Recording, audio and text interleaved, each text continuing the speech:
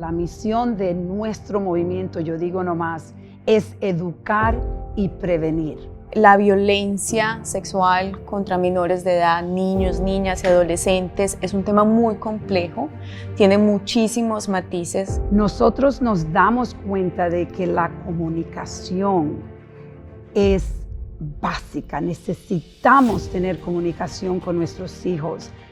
El internet y los amigos le están dando mucha información, pero no necesariamente la información correcta. Vamos a hablar de grooming, que es algo que si tú escuchas grooming suena como que es algo bonito, pero en realidad no lo es. Estos niños me dicen a mí, yo noté que cuando esta persona me estaba haciendo el grooming, en comparación con mis primos, esta persona me daba atención especial solamente a mí y no a mis primos, o solamente a mí, pero no a mis hermanas. Ellos están teniendo conversaciones y dicen, oh sí, yo estoy hablando con mi amiga, estoy hablando con mi prima, pero en verdad están hablando con el perpetrador, que a lo mejor se hacen pasar como un niño de 13 años y en verdad son un adulto, como una persona de 21, 25 o más.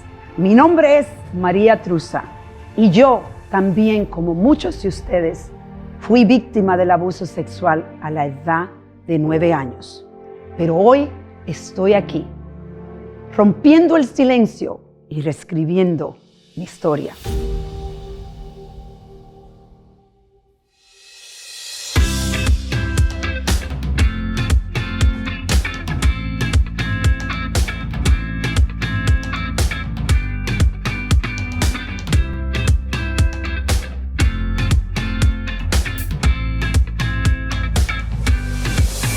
Como ustedes saben, la misión de nuestro movimiento, Yo Digo No Más, es educar y prevenir.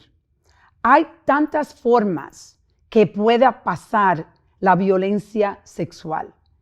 Algo que quizás usted ha escuchado o quizás no, es grooming. Hay que hablar y hay que educar.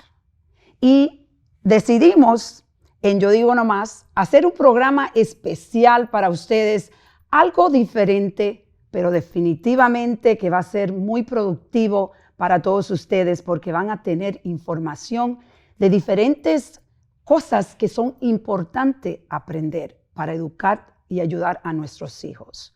Como invitada especial, tengo a alguien que adoro porque es una persona que es parte del movimiento Yo Digo No Más, nuestra directora de investigación y programas, Manuela Torres. Manuela, qué gusto de tenerte aquí conmigo. María, muchísimas gracias por invitarme y muchísimas gracias también por invitarme a ser parte del movimiento de este capítulo de hoy.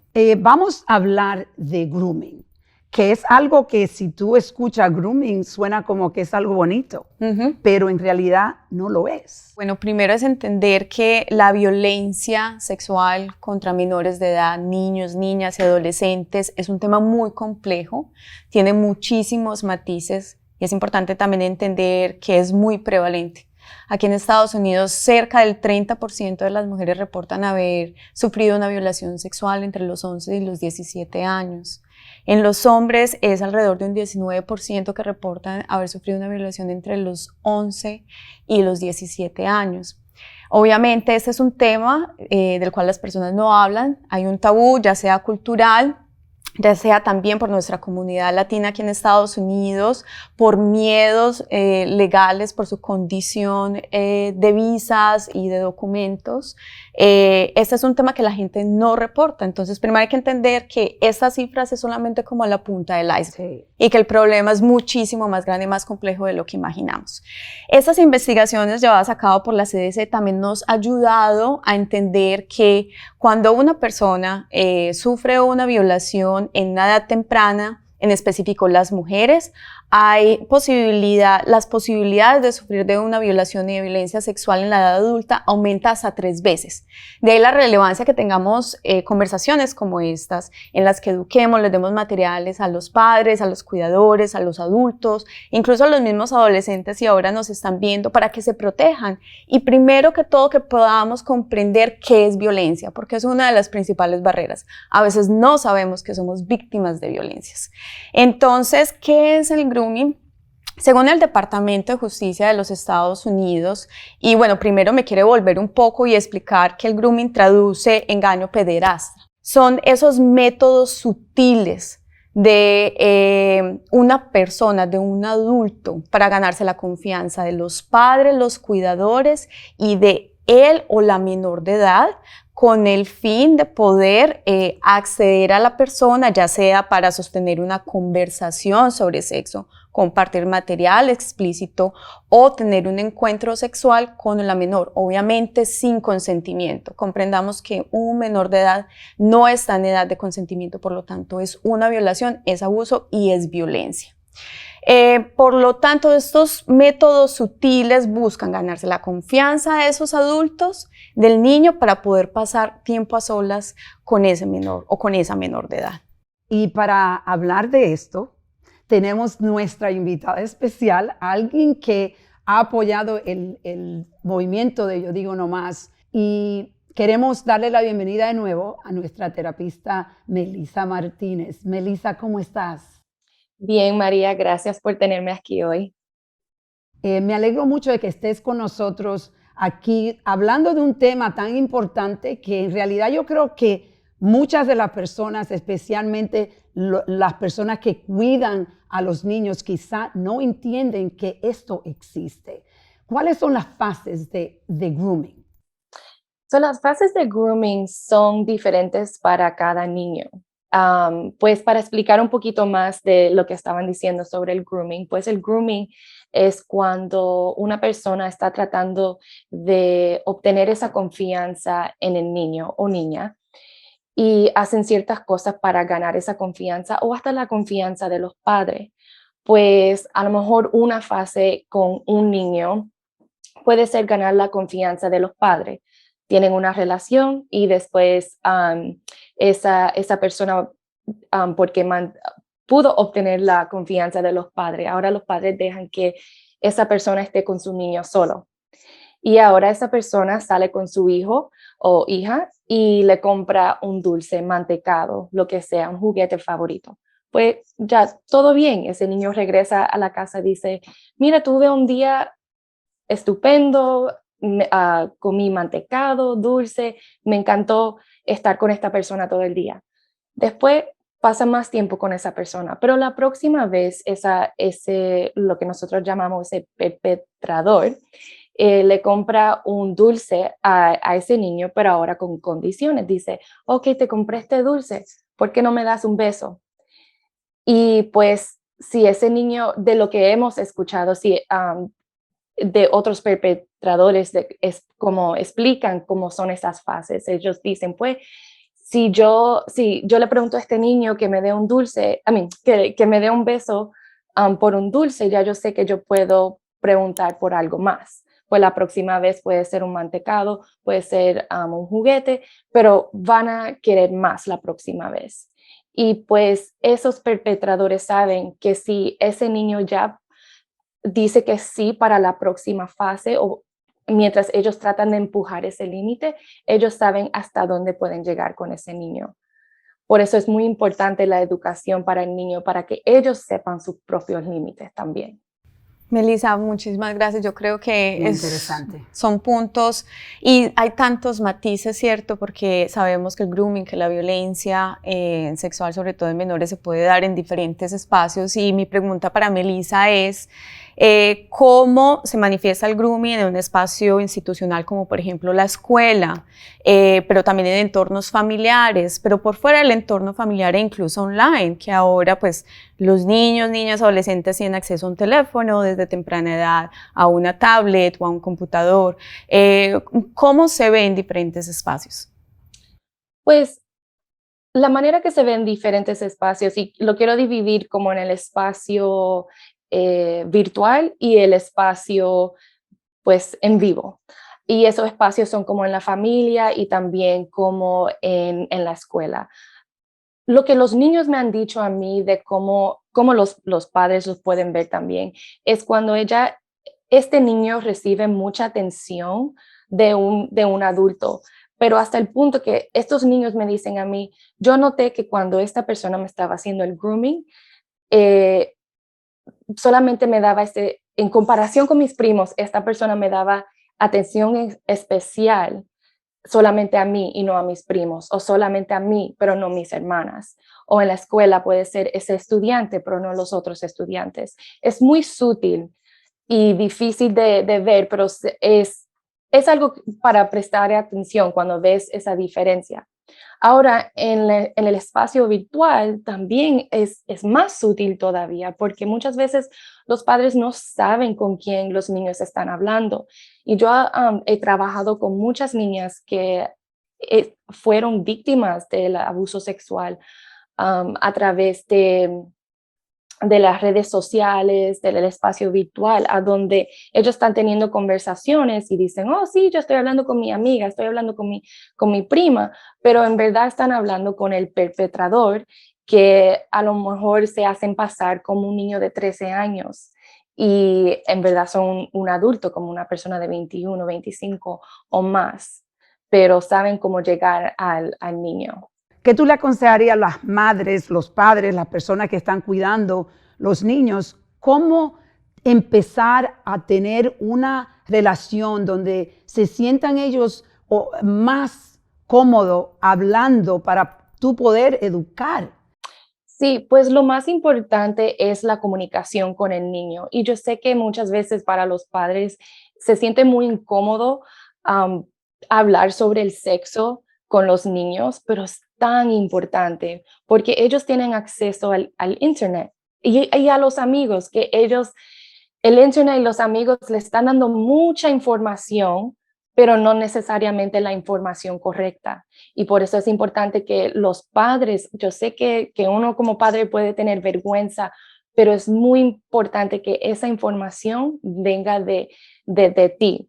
Yo te puedo decir que yo he tenido esa experiencia y con mi adolescente es algo que me siento muy feliz porque yo he aprendido a validar los sentimientos de ella, porque para mí, si yo no valido los sentimientos de ella, entonces estoy como dándole una lectura todo el tiempo. Los padres, especialmente nosotros, los hispanos, nos encanta cómo decirle consejos todo el tiempo a los hijos y no nos damos cuenta que lo que estamos haciendo, si no le damos ese espacio para escucharlos, lo que estamos haciendo es separarlo de nosotros.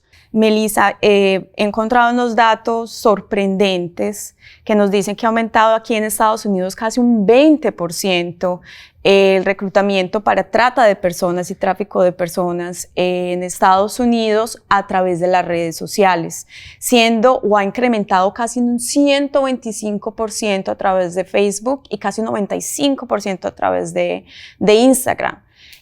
¿Cómo podemos nosotros, si vemos al adolescente, el niño, la niña, nuestros hijos en su tablet, en su celular, cómo podemos identificar si están siendo víctimas de grooming? Eso es un poco difícil para ver como si son víctimas, pero lo que los padres me dicen muchas veces es que notan que su hija o su hijo ha aumentado su uso en la tableta demasiado o con el celular. Eso es lo más común que me dicen. Y pues en ese sentido es importante que los padres empiecen a revisar. Por ejemplo, estoy pensando en un caso a donde eh, um, una chica con quien yo trabajaba tuvo ese problema. La mamá le quitó el celular. Un tiempo después, la mamá le dio el celular otra vez y notó de nuevo que su uso de la tableta aumentó. ¿Qué la mamá hizo? La mamá fue y revisó todo su Snapchat y ahí encontró todo lo que estaba sucediendo.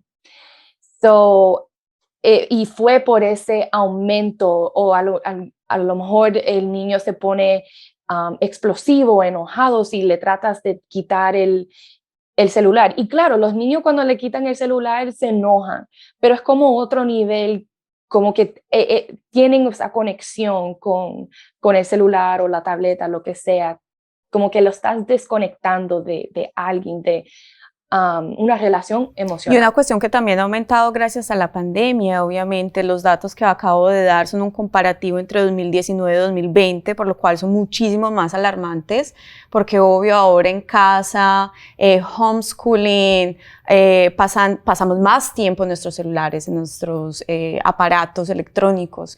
Entonces poder identificar como esas pequeñas señales ayudan mucho a que podamos primero prender las alarmas y asegurarnos que eso no esté sucediendo. ¿Tú crees que un padre puede forzar a que el niño le dé el código? ¿Tú crees, aconsejaría que debe de saber el código para todo, un padre, una madre, o alguien que está cuidando esos niños?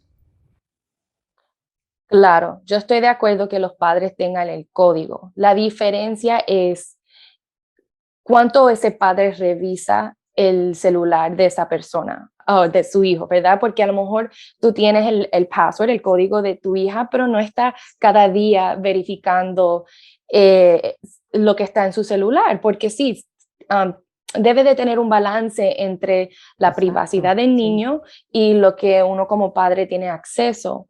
Pero creo que tener el código y esa información es importante cuando, para momentos así, cuando uno sospecha que algo está malo, porque lo que yo he visto es que los niños tratan de dominar los padres un poco, especialmente cuando hay grooming por las redes sociales, y es una pelea, no, no te voy a dar el celular y tú no tienes derecho, pero es como prevenir eso, como tener esa relación entre el celular, que si tú, esta es tu privacidad, pero también tú tienes que respetar que yo como padre o madre tengo, tengo que tener acceso a tu celular, a tu código o lo que sea, y te voy a respetar que no lo voy a revisar todos los días, pero de vez en cuando sí lo voy a revisar y no lo cambies. Y si lo cambias, el código, me tienes que dejar saber. Si no me dejas saber, te voy a quitar el celular. So, tener ese balance entre el poder y el control de la tecnología, pero también comunicarlo y también como papá no abusar el poder con el celular, porque que uno como padre tiene, porque cuando el padre, yo he visto tanto, tú no hiciste tu tarea de la escuela, te voy a quitar el celular, o tú me dijiste algo malo, te voy a quitar el celular. Pues ahí uno ya empieza a quitarle también la confianza al niño.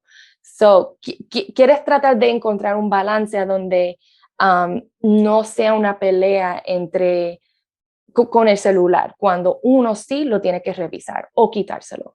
Y yo creo que entramos a un punto fundamental, Melissa, y es cuáles son esos factores protectores que podemos crear en nuestra casa, en nuestro hogar o alrededor con nuestros adolescentes, hermanos, hermanas, con el fin de que podamos protegerlos contra el grooming o crear un espacio de protección lo suficiente que si ello pasa podamos contrarrestarlo. Sí, esos factores para proteger al niño es, pues, primero eso, tener el código de su celular para vigilar el grooming virtual.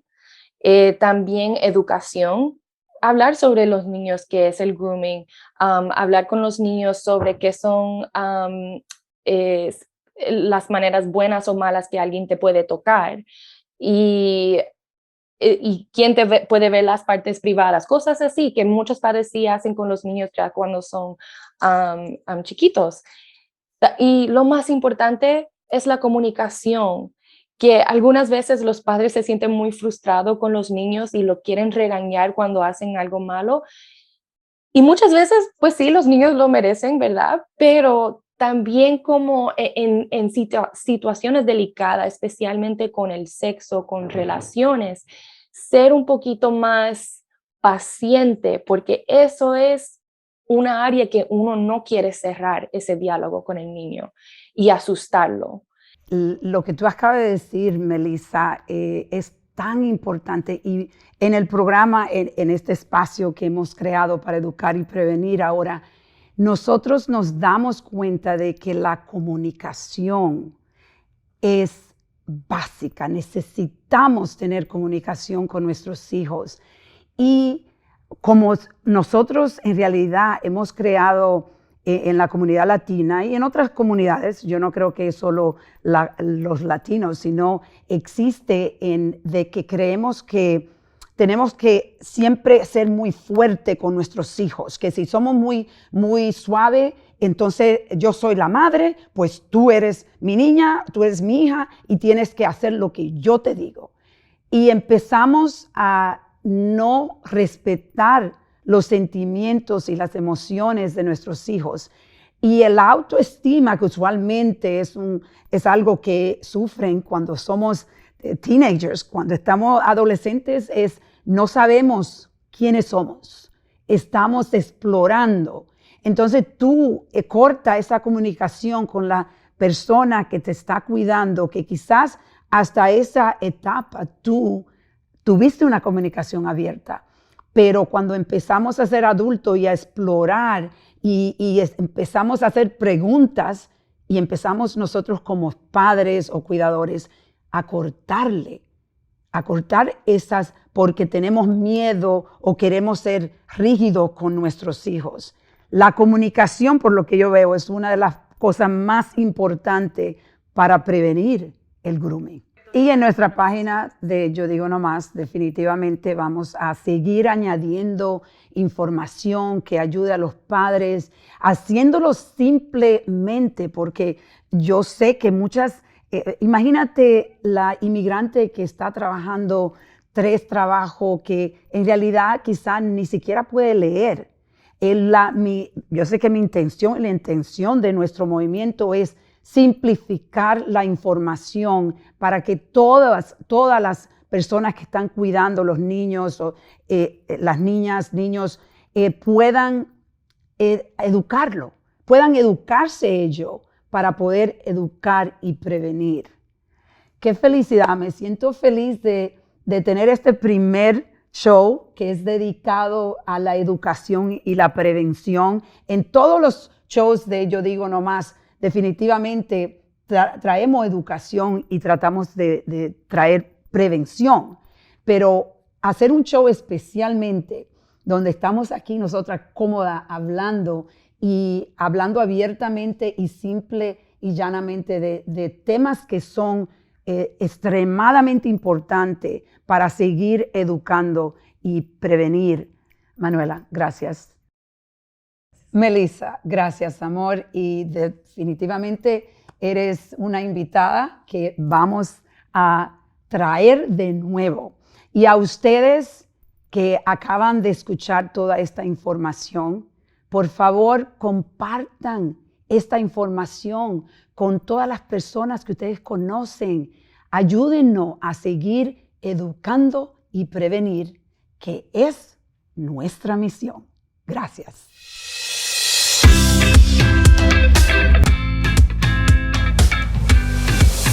En el regalo de hoy vamos a hablar de validar, reconocer los sentimientos de nuestros hijos. Darle el espacio a nuestros hijos donde ellos pueden hablar sin nosotros cortar la conversación para darle consejos y guiarlo de la forma que nosotros pensamos que ellos deben actuar. A veces, muchas veces, es demasiado. Como padres, tenemos la tendencia de proteger a nuestros hijos sin darnos cuenta. Esa protección también crea desconexión. Y es por eso que hoy te voy a invitar a que te recuerdes que tú también eras adolescente. Y recordar si tú querías escuchar todas esas lecturas, como yo digo, que nuestros padres nos daban. En realidad, lo más importante en la vida, nos estamos dando cuenta más que nunca, es que la conexión y la comunicación con nuestros hijos es algo necesario para protegerlo. Vamos a reflexionar y a reconectar. ¡Wow! ¡Qué tremendo programa acabamos de tener! Nos damos cuenta que la prevención y la educación es necesaria para traer cambios a nuestra comunidad que son necesarios. Quiero darles las gracias a nuestras invitadas especiales, a nuestro equipo de producción, a Luis Capelli, como siempre, gracias por darnos el espacio para seguir impactando. A todos ustedes, le damos las gracias por pasar este tiempo con nosotros. A la misma vez, pueden unirse a nuestro movimiento, vayan a nuestra página web, ahí pueden donar, pueden contar su historia y además los invito a que por favor compartan este programa y suscríbanse al YouTube channel de Yo Digo No Más. Nobody cares, every